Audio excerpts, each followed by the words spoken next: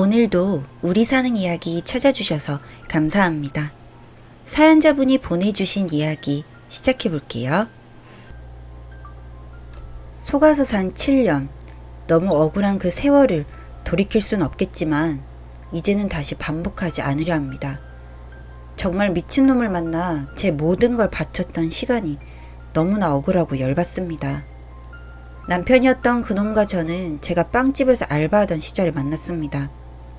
알바하던 그 가게 보안업체 직원이었던 그놈은 항상 제가 마감할 때 같이 와서 도와줬고, 제가 고마움을 표시하면 원래 자기가 하는 일이 이런 것이라며 도와주고 묵묵히 다시 순찰을 가던 놈이었습니다. 제가 먼저 호감을 갖고는 있었지만 표현하지 않다가 고백을 하기에 얼른 받아주어 사귀게 되었습니다.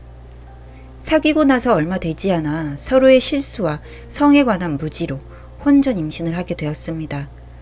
저는 정말 두려워서 많이 울었고 스트레스를 많이 받았습니다. 그때 제 나이 23이었으니 그럴 말도 한 나이였죠. 지금은 엄청 드센 아줌마지만요. 그렇게 매일 스트레스를 받으니 결국 유산이 되었습니다. 그때 정말 많이 울었고 그놈이 저한테 해준 말이 아직도 귀에서 들립니다. 너는 꼭 내가 책임진다. 이런 일까지 겪게 했는데 난 너 절대 안 떠나. 이 말 듣고 제 마음을 완전히 주었고 결혼하자고 하기에 한 채 망설임도 없이 받아들였습니다. 당연히 그래야 된다고 생각했고요. 결국 착각이었고 잘못된 선택이었지만요. 그놈은 저와 결혼하고 얼마 뒤에 일을 그만두었습니다. 그리고 지 엄마한테 돈을 융통하고 은행에서 돈을 빌려 바를 차렸습니다. 진짜 이게 돈이 될 것 같다며 믿어달라기에 알겠다고 했습니다. 그렇게 가게를 준비하던 중에 다시 임신을 했습니다. 개업을 하고 얼마 뒤 저는 엄마가 되었고 바도 꽤나 장사가 잘 되었습니다. 문제없이 2년을 보냈습니다. 저는 또 임신했고 둘째까지 낳았고 행복할 일만 있을 줄 알았습니다. 저도 원래 제가 하는 일이 있었지만 두 아이의 엄마가 되고 난 후 제가 꾸던 꿈은 생각도 나지 않았습니다. 그냥 하루하루가 전쟁이었으니까요. 남자아이 2명 키워본 어머니가 계시다면 이해할 수 있으실 겁니다. 돈은 좀 벌었지만 사람 자체가 이상해졌습니다. 지방에 사시는 분들은 아실 겁니다. 서울은 시내라는 개념이 없지만 지방에는 특정 번화가가 있습니다. 예를 들면 서울의 명동처럼 말이죠. 바가 그 시내에 있었기 때문인지는 모르겠으나 항상 차림새를 신경 썼습니다. 늘 티셔츠를 하나 사도 요새 유행하는 비싼 티셔츠를 사곤 했습니다. 제가 집에서 한 푼 두 푼 아끼는 것이 무색해질 만큼의 그런 행동들은 저에게 반발심을 가져오기 충분했습니다. 그것 때문에 여러 번 싸운 적도 있습니다. 좀 아껴야지 왜 자꾸 애 아빠가 몇십만 원짜리 옷을 사냐며 압박했지만 시내 장사이다 보니 어쩔 수 없다. 이렇게 해야 손님들이 얕보지 않는다. 등의 대답만 돌아올 뿐이었습니다. 그렇게 1년의 실랑이를 했지만 결국 제가 포기했습니다. 늘 밤 8시쯤 출근해서 새벽 4시, 5시에 들어왔으니 육아는 저의 전담이었고 뭐라도 도와달라고 하기엔 제가 나쁜 년이 되는 것 같았습니다. 항상 견제되는 것이 있었습니다. 바 장사를 하다 보니 아가씨들이 늘 필요했는데 저로서는 여간 신경 쓰이는 일이 아니었습니다. 그놈이 쉰다며 집에 있는 동안에도 가게는 오픈되었고 늘 연락와서 1부터 10까지 물어보는 애, 퇴근하겠다는 애, 손님이랑 싸운 애 등등 진짜 별의별 여자가 다 있었습니다. 아무리 직업이라 하지만 여자랑 부대끼니 신경이 곤두설 수밖에 없었고 그래도 제 나름대로 관리를 잘하고 있다고 생각했습니다.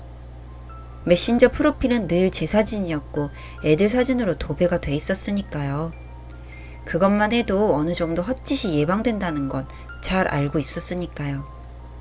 그렇게 결혼한 지 7년이 되었을 때 제가 제대로 뒤통수를 맞았습니다.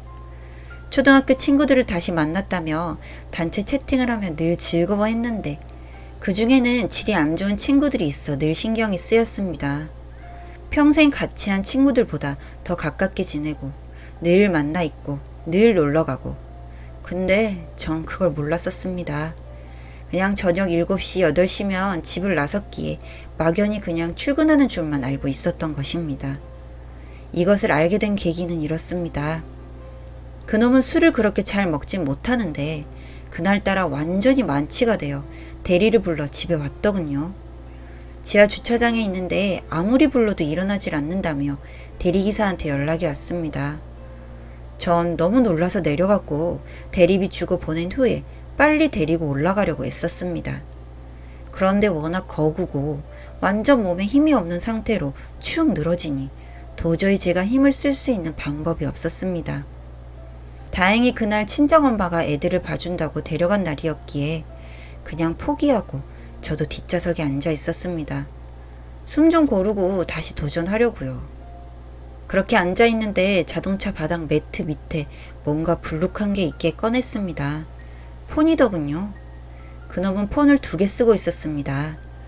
카톡에 들어가 보니 저와 아이들의 존재는 전혀 없고 그냥 남자로서의 본인의 삶을 살고 있더군요. 연락하는 여자부터 제가 몰랐던 단체 채팅까지 진짜 엄청난 배신감을 느꼈습니다. 제가 더 비참하고 열받았던 건 제 나름대로 관리를 한다고 가게에서 일하는 아이들의 폰번호 정도는 다 알고 있었는데 그 아이들은 그놈의 세컨폰 존재를 다 알고 있었습니다. 그러면서 저한테 누구 하나 말해준 사람이 없었던 것이었습니다. 그 중에는 가게에서 어느 정도 공인된 그놈의 첩 같은 존재도 있더군요. 이미 그 폰에는 사진과 대화 내용 정말 어마어마했습니다. 엄청난 판도라의 상자였죠.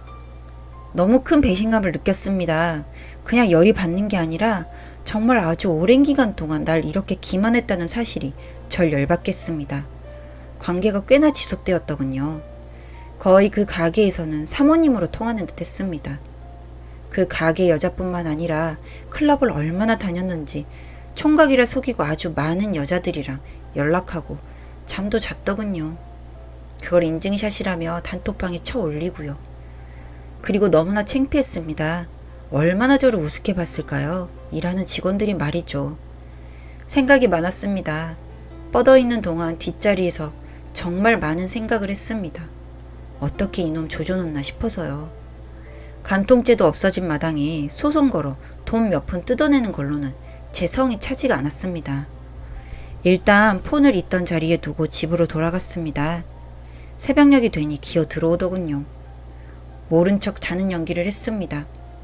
그러니 제 옆에 풀썩 쓰러져서 잠드는데 너무나 소름 돋고 싫었습니다. 평소에도 이런 일들이 많았는데 저는 단지 손님들 비위 맞춘다고 사장도 술을 한 잔씩 하는구나. 정말 안쓰럽다 생각했습니다. 여태 그렇게 생각했었는데 실체를 알게 되니 얼마나 소름이 돋겠습니까? 진짜 찢어 죽이고 싶었습니다. 다음날 일어나서 북엇국 찾기에 북엇국 해줬습니다. 제가 해줄 수 있는 마지막이었습니다. 먹고 다시 잠자러 가기에 제가 할 수 있는 일들을 시작했습니다. 일단 차에 가서 증거를 수집하고 그놈 신고했습니다.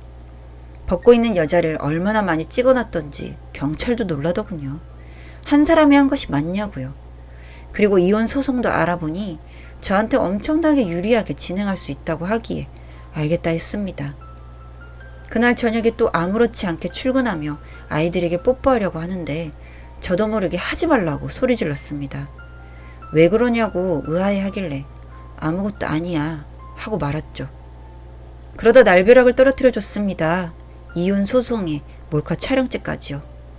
그 찍힌 여자들의 신상을 파악하는데 시간이 오래 걸렸지만 결국 경찰들이 찾아냈고 연락하여 고소할 마음 있냐고 하니 몇 빼고는 다 그렇게 하고 싶다고 하더군요.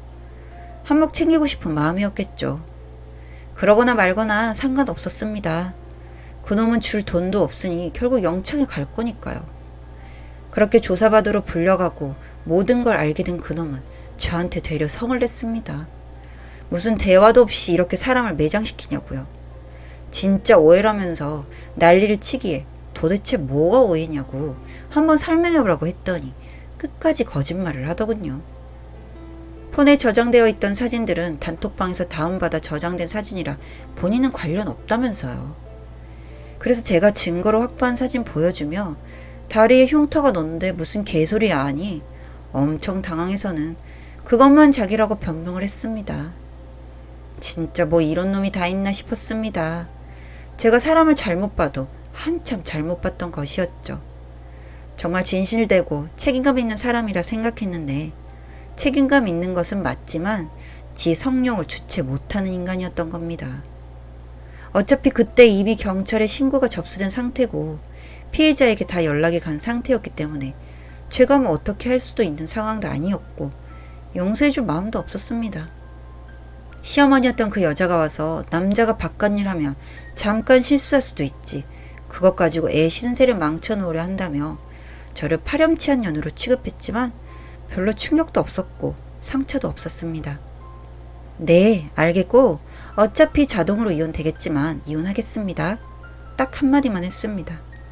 그리고 그놈은 영창 같고 영창에 나와서도 전자발찌 차야 되는 버러지 같은 인간으로 살아가야 했습니다. 제 아들 둘에게는 아빠 없는 자식으로 키우게 되어 정말 미안하지만 그런 파렴치하고 두 얼굴의 인간을 제 남편으로 여기고 살아가야 할 자신이 도저히 없었습니다. 나만 참고 살면 된다. 이것도 생각 안 해본 것 아닙니다. 그치만 같은 여자 입장으로 생각했습니다. 그 여자들은 유부남인 것도 모른 채 좋다고 하루를 보낼 텐데 그 사이에 인증샷이라며 사진이 찍혀지고 그것이 뿌려지고 원하지 않는 누군가에게 본인의 알몸이 보여지고 그런 과정들을 생각하니 도저히 그냥 넘어갈 수가 없었습니다. 명백한 범죄니까요. 저는 아직도 많이 힘듭니다. 아직 정신적 충격에서 헤어나오지도 못했고 한동안은 아니 평생 동안 그 상처와 배신감에 시달려 살 수도 있을 것 같습니다. 그래도 자식들 때문에 정신을 차리고 살아야 하긴 하겠는데 정말 힘이 듭니다. 앞으로라도 어떻게든 잘 버텨낼 수 있도록 많은 응원 부탁드립니다. 사연은 여기까지였고요. 우리 사는 이야기 시청해주셔서 감사합니다.